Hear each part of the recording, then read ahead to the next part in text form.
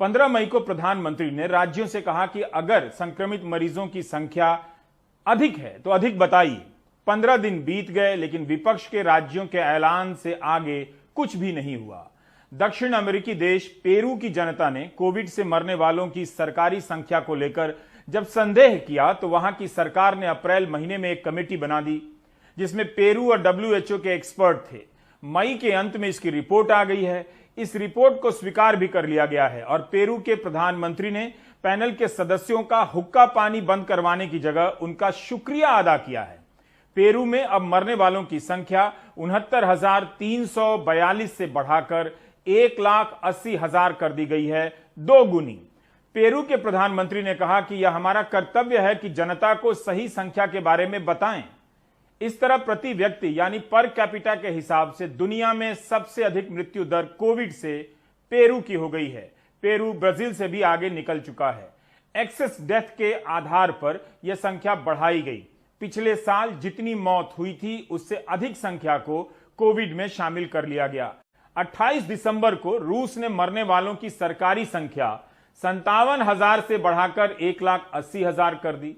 अक्टूबर 2020 में मैक्सिको के National Centre for Preventive Programmes and Disease Control ने मरने वालों की संख्या में 50,000 की वृद्धि कर दी, लेकिन मैक्सिको ने अपने आधिकारिक आंकड़े में बदलाव नहीं किया। कम से कम वहां एक संस्था तो है जो अपनी सरकार से अलग बात करती है। मैक्सिको में सभी मृतक के मृत्यु प्रमाण पत्र की समीक्षा की गई है।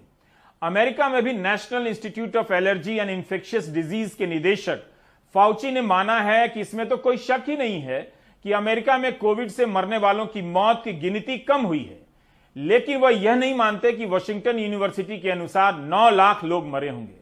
कम से कम मानते तो हैं कि मौतों की गिनती कम हुई है। यहां तक कि पिछले साल अप्रैल में चीन के वुहान में भी कोविड से मरने वालों की संख्या बढ़ाकर डबल कर दी गई थी। चलिए पेरू की तरह नहीं, मैक्सिको और अमेरिका की तरह नहीं, लेकिन क्या कभी भारत में ब्रिटेन की तरह कदम उठाए जा सकते हैं? पिछले हफ्ते ब्रिटेन की सरकार के पूर्व सलाहकार डोमिनिक कमिंग्स ने संसद की हेल्थ एंड साइंस कमेटी के सामने बयान दिया कि प्रधानमंत्री जॉनसन और स्वास्थ्य सचिव ने देश से झूठ बोला है। प्रधानमंत्री जॉनसन मीडियाबाजी करते रहे, लोगों को सही इलाज नहीं दिया, टेस्टिंग और टीकाकरण में देरी की। कमिंग्स ने माना कि हजारों लोग मरे हैं, उन्हें मरना नहीं चाहिए था। खुद की भी नाकामी मानी और मरने वालों के परिजनों से माफी मांगी। पिछले साल तालाबंदी के नियम तोड़ने के लिए ब्रिटेन की सरकार के कोविड सलाहकार नील फर्गुसन को इस्तीफा देना पड़ा था। यहां तो कोविड के नाम पर आपदा प्रबंधन की असीम शक्तियों को हाथ में लेकर भी गृह मंत्री बिना मास्क के रैली करते रहे। सरकार के भीतर से किसी ने कुछ नहीं कहा। कोविड टास्क फोर्स के किसी सदस्य ने भी कुछ नहीं कहा। क्या आप उम्मीद कर सकते हैं कि भारत का कोविड नेशनल टास्क फोर्स उन परिवारों से माफी मांगेगा और कहेगा कि उन्हें इस तरह तड़प कर नहीं मरना था? यह हमारी भी नाकामी है। सरकार ने हमारे सुझावों पर अमल नहीं किया। क्या जनता को पता भी है कि ऑक्सीजन की आपूर्ति के बारे में सरकार और जनता को बताना टास्क फोर्स का काम है या किसी और कमेटी का है? क्या टास्क फोर्स के सदस्यों में से कोई नैतिक जिम्मेदारी लेते हुए कभी इस्तीफा भी देगा? यह कहेगा कि मरने वालों की संख्या फिर से गिनी जानी चाहिए, कह पाएगा? इतनी तबाही के बीच क्या किसी सदस्य को नैतिक संकट नहीं हुआ होगा कि वह इस कमेटी में क्या कर रहा है? लोग मरे जा रहे हैं। कोविड टास्क फोर्स है या कठपुतली टास्क फोर्स? हम आपको न्यूजीलैंड का उदाहरण देना चाहते हैं। न्यूजीलैंड की प्रधानमंत्री जेसिंडा अर्डर्न तो कोविड को लेकर फेसबुक लाइव और हर दिन प्रेस से बात करती रही। प्रधानमंत्री जेसिंडा प्रेस कॉन्फ्रेंस में स्वास्थ्य मंत्रालय के मुख्य कार्यकारी अधिकारी एशली ब्लूमफील्ड के साथ आती थी। न्यूजीलैंड के स्वास्थ्य मंत्रालय में ही एग्जीक्यूटिव लीडरशिप टीम बनी है जिसके 20 सदस्य हैं। प्रधानमंत्री और ब्लूमफील्ड ही कोरोना से जुड़े फैसलों की आधिकारिक घोषणा करते हैं।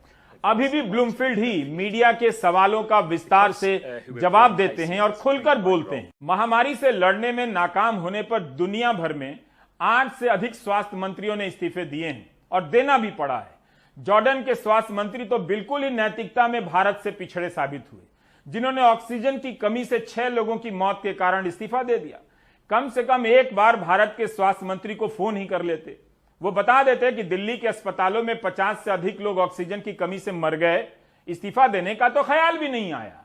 नैतिकता के सेंट्रल विस्ता का पिस्ता बनाकर कहीं चबाया जा चुका है तो वह देश भारत है। पिछले साल सितंबर में चेक गणराज्य के प्रधानमंत्री ने महामारी के विशेषज्ञ रायमुला को नया स्वास्थ्य मंत्री बना दिया। कोविड से निपटने में नाकामी के कारण स्वास्थ्य मंत्री को इस्तीफा देना पड़ा। दक्षिण कोरिया में महामारी के बीच में स्वास्थ्य मंत्री को बदल दिया गया और Korea health industry development institute के प्रमुख को नया स्वास्थ्य मंत्री बना दिया गया। जर्मनी में तालाबंदी का फैसला 26 सदस्यों की समिति के सुझाव के बाद लिया जाता है। इस ग्रुप में इतिहासकार हैं, दार्शनिक हैं, वकील हैं, शिक्षक हैं और नैतिकता के विद्वान भी, जो हर पहलू पर विचार कर तालाबंदी के फैसले पर पहुंचते हैं। तालाबंदी के अंकुश को हटाने का फैसला भी यही कमेटी करती है। ताइवान और चीन के वुहान के बीच दर्जनों उड़ानें हर दिन आती जाती रहती हैं।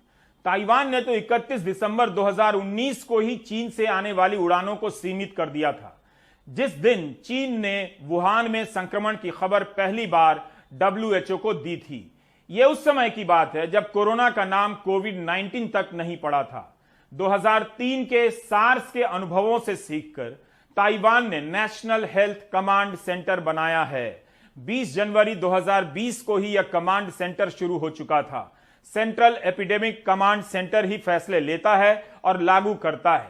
ताइवान के स्वास्थ्य मंत्री इस कमांड सेंटर के कमांडर हैं। ताइवान के राष्ट्रपति ने भारत के नेताओं की तरह ज्यादा हार्ड वर्क तो नहीं किया है, लेकिन लंदन स्कूल ऑफ इकोनॉमिक्स से PhD की है और उपराष्ट्रपति वहां के महामारियों के विशेषज्ञ हैं। न्यूजीलैंड की प्रधानमंत्री ने तालाबंदी का मामूली सा नियम तोड़ने के लिए अपने स्वास्थ्य मंत्री का रैंक घटा दिया। भारत के स्वास्थ्य मंत्री विपक्ष के नेता को गिद्ध बोल रहे हैं, ट्रोल की भाषा बोल रहे हैं।